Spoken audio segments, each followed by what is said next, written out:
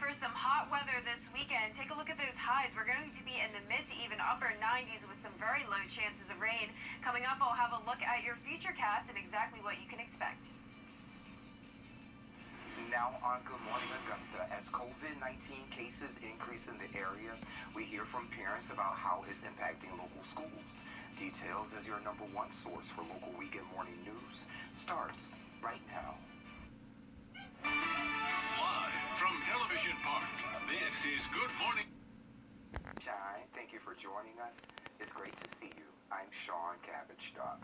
We'll get to your news of the day in just a few seconds, but first let's head over to the Weather Center. Meteorologist Jenna Petracci is standing by with a check of our forecast. Hey, Jenna. Good morning, Sean. Starting out with some cloudy skies this morning. Here's a look at our Jiffy Lube Skyview Network cam at the Augusta Regional. Notice those skies are starting to clear, though, in some spots. So around the CSRA, mix of clear skies, a few foggy conditions as well, mostly in the low to mid 70s, 75 in Sylvania, 73 in Millen, 73 in Thompson as well, only 70 in Saluda, and notice all those foggy conditions in Gibson, Crawfordville, and Sparta as well. So looking at satellite and radar, you can see some of those clouds passing by through parts of our area, and across the two-state view, we do have high pressure generally in the region with just a few showers happening along the coast of southern Georgia. So for your morning stroll forecast, you can expect these partly cloudy skies to continue. A few more areas of fog will continue over the next hour or so, and temperatures will begin to rise into the 80s by around 10 a.m. once again with those partly cloudy skies. Now looking at the big picture of what's happening, notice pretty calm conditions in our area, but we have a whole lot to talk about when it comes to the tropics.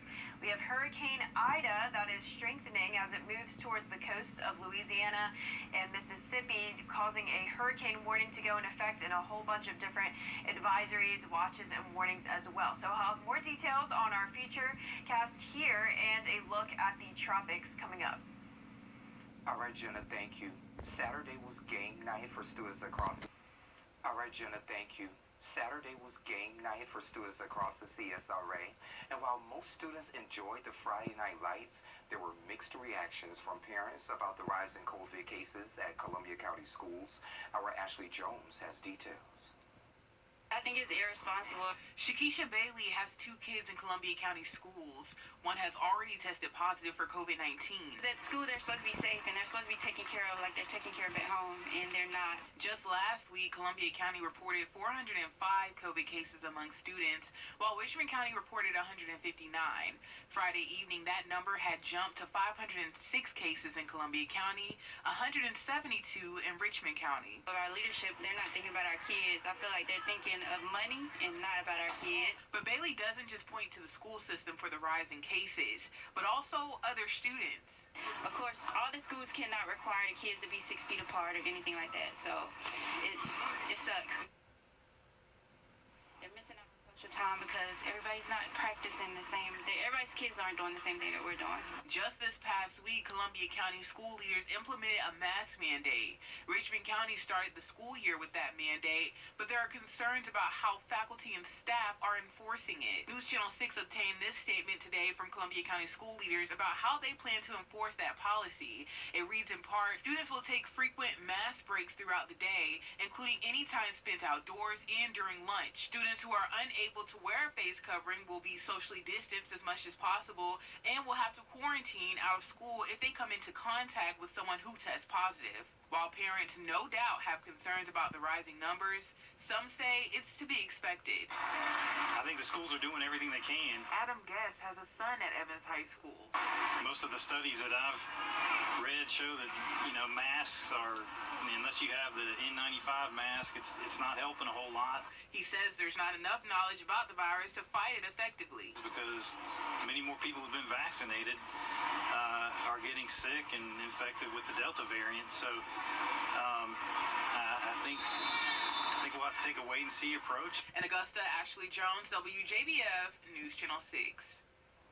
COVID-19 pediatric cases are spiking in Georgia. They're up in all age groups, especially 10 to 17-year-olds. Some 1,200 cases were reported daily among that group this week. Doctors say the Delta variant is making them very sick. It is absolutely untrue that young, healthy people cannot become critically ill with this. And in fact, we've had several in our facility become so critically ill that not only did they go on the ventilator, but ended up on heart-lung bypass machines in order to provide them oxygenation. Experts say if more adults get vaccinated, it will reduce the risk of kids getting infected. Coronavirus cases are increasing in Aiken County. In January, there were 34 COVID-related deaths. Those numbers were down by May to July, but so far in August, 21 people have died after they battled the virus, and that number is expected to rise. One local funeral home owner tells me he's seeing a big demand for his services. Our caseload increased significantly. The demand from the hospitals and, us retrieving and bringing loved ones into our care increased. We were at capacity. Meanwhile, the coroner says his office is investigating another suspected COVID-related death yesterday, but no official conclusion has been made yet. Some South Carolina business owners want to require their employees to get vaccinated. Labor attorneys in the state say with Pfizer getting FDA approval, they expect more businesses announcing requirements. They told the State Chamber of Commerce this week that a vaccination mandate has pros and cons. It could make employees and others feel more safe at work, but it could also lead to protest or some employees leaving their jobs. You're going to get pushback, and some of the pushback is going to be legitimate, honest questions. And some of the pushback is going to be, things that are easily disproven and even comically absurd in some situations. 40% of eligible South Carolinians are fully vaccinated, and that's according to the state health department. New this morning, a bicyclist is dead following a crash in Aiken. The incident happened on Powderhouse Road on August 16th. Troopers say the driver of a Tahoe and the cyclist were traveling east on Powderhouse Road. The victim made a left turn in front of the SUV and was struck. That person later died late last night at Augusta University. We are working to learn the identity of the victim. Richmond County investigators are searching for a suspect in the shooting Thursday. They say Brandon Trey Bland is wanted for 2 counts of aggravated assault. He may be driving a gold Chevy Malibu with black rims or a black Nissan Altima. That shooting happened at the raceway at Stevens Creek and Washington Roads. They say Bland shot at another person in a vehicle. A woman at the BP station across the street was hit by a stray bullet. Investigators say Bland is considered armed and dangerous. If you know where he may be, contact 911. Murder charges after a deadly shooting in North Augusta Friday. Police say Dylan Thorstensen called 911 to report the shooting. He says the man who was shot was an intruder in the home on Thurman Street, but investigators say his story didn't add up with the stories of others in the home, and he was charged with murder. The identity of that victim has not been released either. Friday, some Augusta commissioners got a first look. And before they're gone, Milton Ruben Chevy. Baby.com. Click, click. A middle school in Columbia County is showing its support for a teacher battling cancer. Our Kim Vickers shows us how. Brett Cooper is a math teacher, head football coach, and baseball coach at Stallings Island Middle School who is fighting a form of non-Hodgkin's lymphoma. He's missing the first semester of the school year for treatment, and his colleagues say he's missed. We definitely feel his absence here and miss Brett daily. Brett Cooper was diagnosed with cancer in April and has been undergoing treatment ever since. To honor him, the school dedicated its annual Relay for Life campaign to him.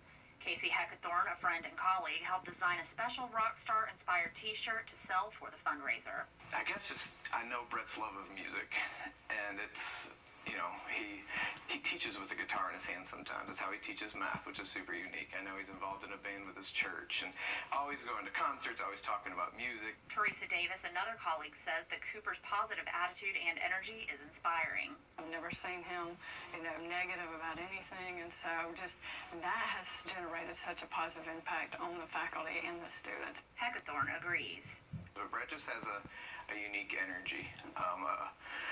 I've said this to other people, if there was anybody to defeat something, it's Brett Cooper, because more positive than the rest of us put together. Cooper says he has his good days and his bad days, but he always turns to things he loves to lift his spirits. Well, music is one of them. Play some music, listen to some music, sing really loud, whether, my family wants me to or not. 80s music, I love 80s music, I love 90s country. So a lot of those are definitely one of the ways to do it. Cooper says that he's been overwhelmed by the support he has received. That's probably what has helped me be very positive with my attitude, is just knowing that I have a family that cares about me, at home, and then I also have a family that cares about me at work. Anyone interested in buying a t-shirt to support the school's Relay for Life campaign can find that link on our website, Wjbf.com. Kim Vickers, WJBF, News Channel 6. All right, and Jenna is up next with your forecast in less than 3 minutes. WJBF.com is coverage you can count on. Welcome to Davis Appliance and Furniture, where you can find the best deals in town. We have sectional starting at $5.99, and we offer financing and delivery to meet your needs. For the top brands at the lowest prices in town, visit us at Davis Appliance and Furniture. George, sing fun for us. Oh, yeah. The 2 for $6 double checker burger with cheese deal. Free delivery fee on your favorite delivery app. Wjbf's Outlet. Quality furniture at the best prices ever. Our huge Labor Day sale is going on now through Labor Day Monday. Everything's on sale. Bedroom, dining room, living room, even mattresses. Shop often. Inventory changes daily. But don't wait. These deals won't last forever. Get the best prices on furniture and accessories this Labor Day. In stock and ready for delivery. Can you save at Wjbf's Outlet during our Labor Day sale? Yes, you can. Daily non-stop. Fly there, fly home. Welcome to Davis Appliance and Furniture, where you can find the best deals in town. We have sofa and love seat sets starting at $5.99, and we offer financing and delivery to meet your needs. For the top brands at the lowest prices in town, visit us at Davis Appliance and Furniture. Now, your most accurate forecast with WJBF Live Viper 6. Good morning. It's a very nice start to this weekend. Notice a beautiful sunrise on our Jiffy Lube Skyview Network cam at the Augusta Marriott. Well, actually, I should step over here so you can actually see it. Beautiful skies this morning. Just a few clouds out there, and temperatures are around the average for this time of the year. 73 degrees here in Augusta, and around the area, temperatures are all in the low 70s for the most part. Once again, with the mix of some clear skies and some clouds, and also some foggy conditions still in Thompson and Louisville. Now, moving on to the satellite and radar, notice just some of those clouds passing by the area, and across the two-state view, not a lot of rain happening, just a few showers in northern Georgia and along the coast there of southern Georgia, but overall, high pressure is keeping us fairly nice for this weekend. For your pool day forecast, it'll be a great day to head out, but remember to keep your sunscreen with you and stay hydrated, because it will be very hot, 93 degrees by 5 p.m. And the feels like meter for this week will be staying well into the triple digits, and notice the actual air temperature also very high. We're going to be in the mid-90s all the way through Tuesday, and it's going to be feeling anywhere from around 100 to 103 degrees. And when it comes to rain chances, they're staying pretty low all the way through Monday. 0% on Sunday, and just an isolated shower or two possible today and Monday. But notice those rain chances go up Tuesday and go up to 50% on Wednesday, as we have to keep a close eye on the tropics. Now, we have a very active Atlantic basin, but we're going to focus on Hurricane Ida. This is a Category 1 hurricane at this time, but we do have a tropical depression that formed just over a couple hours ago, but that one is still far out from the United States. But we definitely have to talk about Ida, because this could potentially be a very devastating hurricane to the coast of Louisiana and Mississippi. So looking at the current stats on Ida, 80-mile-per-hour wind speeds is expected to strengthen to a Category 2 by later this afternoon. So here's a look at the track for Ida, and notice it is still expected to be a major hurricane at landfall, possibly a Category 4 with 140-mile-per-hour wind speeds. Notice as it moves to the northeast, that's when we'll have to keep a close eye on it, as we'll start to see some of those outer rain bands from the storm. But moving back to what's going to be happening in Louisiana, notice the storm surge being very high, over 9 feet in some areas of the southern Louisiana coast. The National Hurricane Center is actually expecting around 10 to 15 feet of storm surge for the worst case scenario if this storm does continue to strengthen. Now back to your futurecast for here though for today. Notice just a few of those isolated showers passing through the area, mostly just partly cloudy skies. We'll be done with any of those showers by this late afternoon. And for tomorrow, starting out with mostly cloudy skies, but then we'll be clearing out. It'll be a very nice clear day, and we'll definitely be heating up. For your futurecast from Monday through Wednesday, there's the hurricane that'll then become a tropical storm. And as I mentioned, as we move into later next week, that's when we'll start to see some rain from that storm Tuesday through Thursday. For your highs today, 94 in Augusta, mid-90s across the area, and 72 tonight in Augusta with partly cloudy skies. And for the next 10 days, rain chances are staying low through Monday. And as I mentioned, we'll be watching Hurricane Ida. That'll bring us some rain Tuesday through Thursday. Ashley Home Store's Labor